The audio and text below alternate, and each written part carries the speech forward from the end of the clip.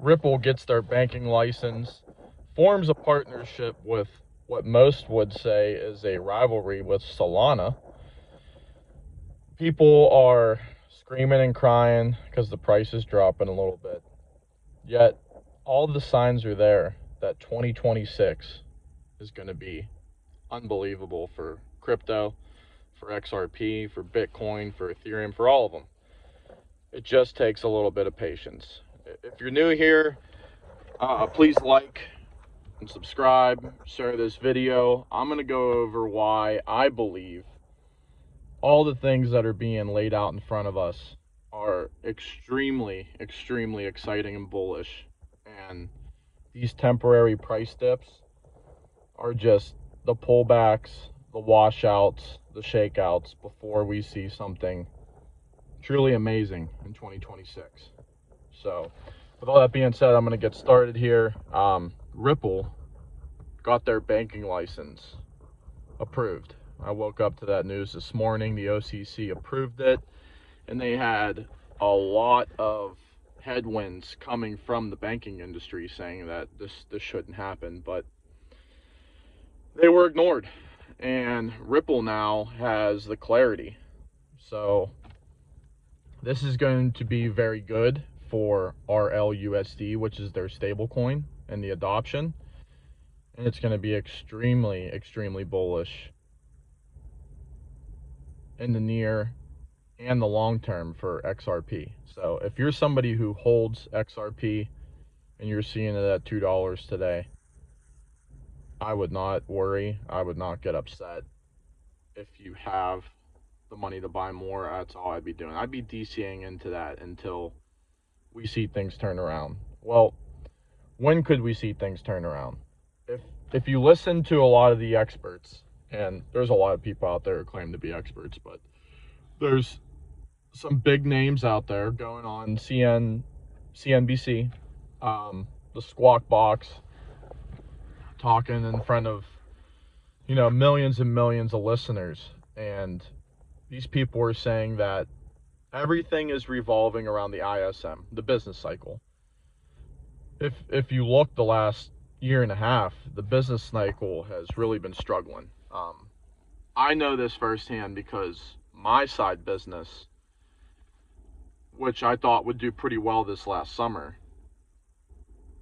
it didn't do all that great. I did okay, but I could tell people were skeptical to let go of their money, and they were looking to cut costs in any way they could because of the uncertainty. And you can just tell the liquidity isn't out there. People are in a fearful state.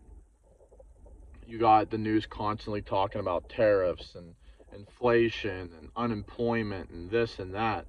And it puts a lot of worry and uncertainty and doubt in people's minds. And even if you go out shopping right now for the holiday season for Christmas, it's not as crazy as it used to be. I don't know what sales are like online, but people that I'm close to, they're not spending like they used to. So the business cycle is definitely, it's been down the last couple of years because of quantitative tightening, and that's just how cycles go. You have ebbs and flows in it. But if you listen to Tom Lee on the Squawk Box, or I think it was on the Squawk Box, it was on CNBC. He was interviewed. It was either yesterday or the day before. Talked about the ISM being the leading indicator for the markets. And right now, it's been down, but it's at the 50 level on the RSI. So we could see that turn around in the next few weeks or months.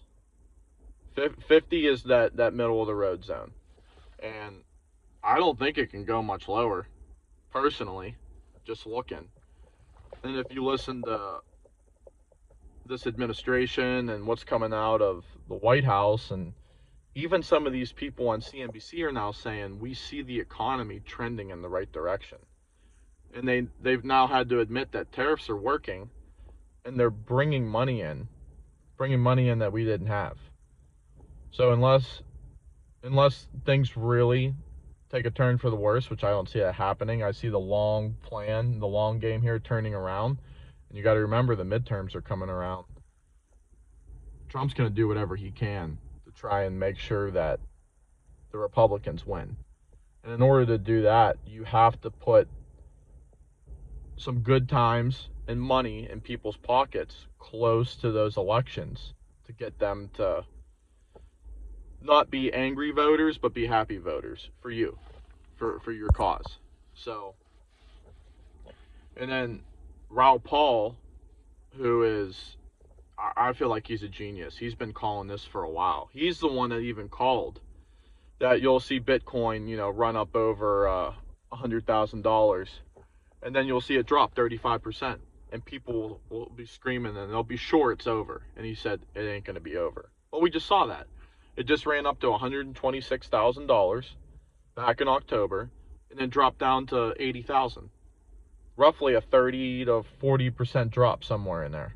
I mean, the guy called it. He called it 6 months prior. He nailed it. But he's been the one that's been screaming from the mountaintops. This is all around the M2 global money supply, the business cycle, the debt restructuring cycle, the liquidity cycle, all that. So this guy, he sees the macro picture and what it takes to get risk assets to pump. We're going to have an altcoin season. You listen to him and Tom Lee, I don't listen to people's price predictions too much because there's so much of that out there.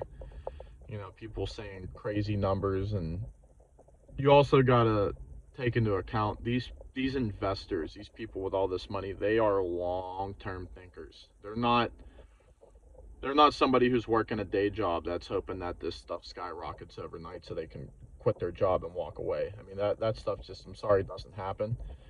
And if it does, it's because you bought a meme coin and you got lucky, or you had inside information. And like I said, that stuff, it just doesn't happen. That's fool's gold is all that is. So there's a lot of positive things in the works. I mean, you still got the Clarity Act that's going to come. That's really going to solidify things and open up the doors for, I'm talking trillions of dollars that come flooding into crypto. Trillions.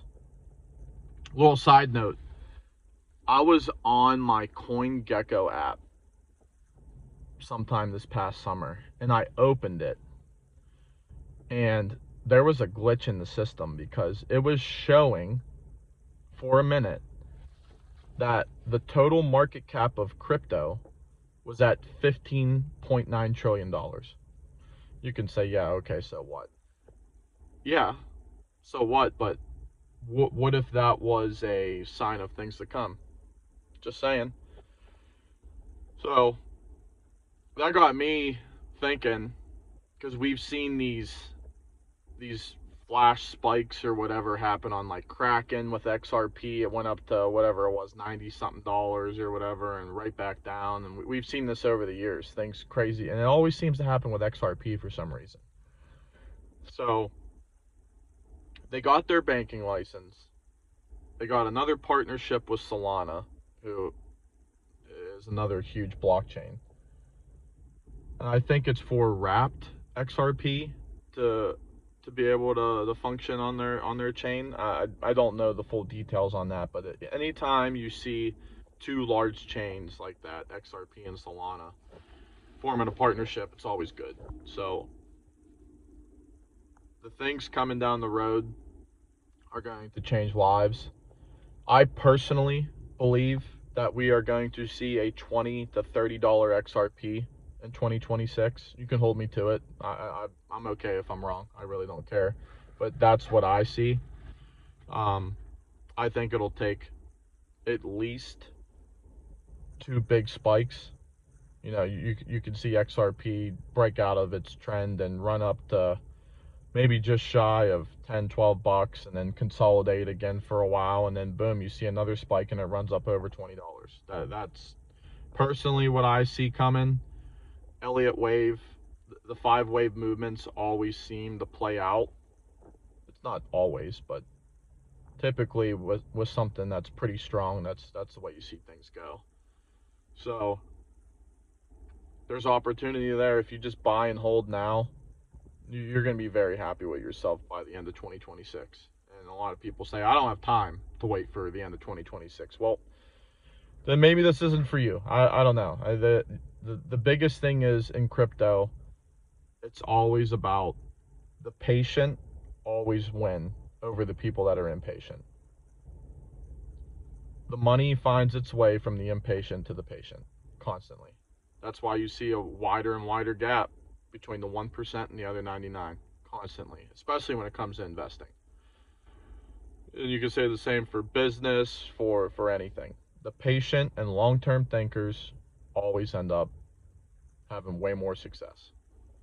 So, with that being said, I gave you my price target for XRP. Do with it what you will. Do not take this as financial advice. This is just for entertainment purposes only. I think we are going to see some big things play out in 2026. And now is the time to be quietly, silently positioning yourself for that. We have not seen an altcoin season. We have not even seen the top of the cycle for Bitcoin yet. It's a 5-year cycle now.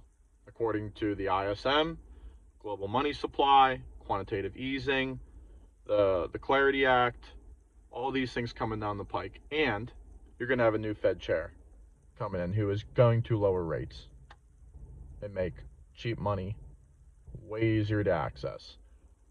The tidal wave of money is coming. All you got to do is just position yourself now and just wait for the day that you wake up and things are going nuts again. So, with all that being said, that's all I got for you today, guys. Like, share, and subscribe. I will see you in the next one. God bless.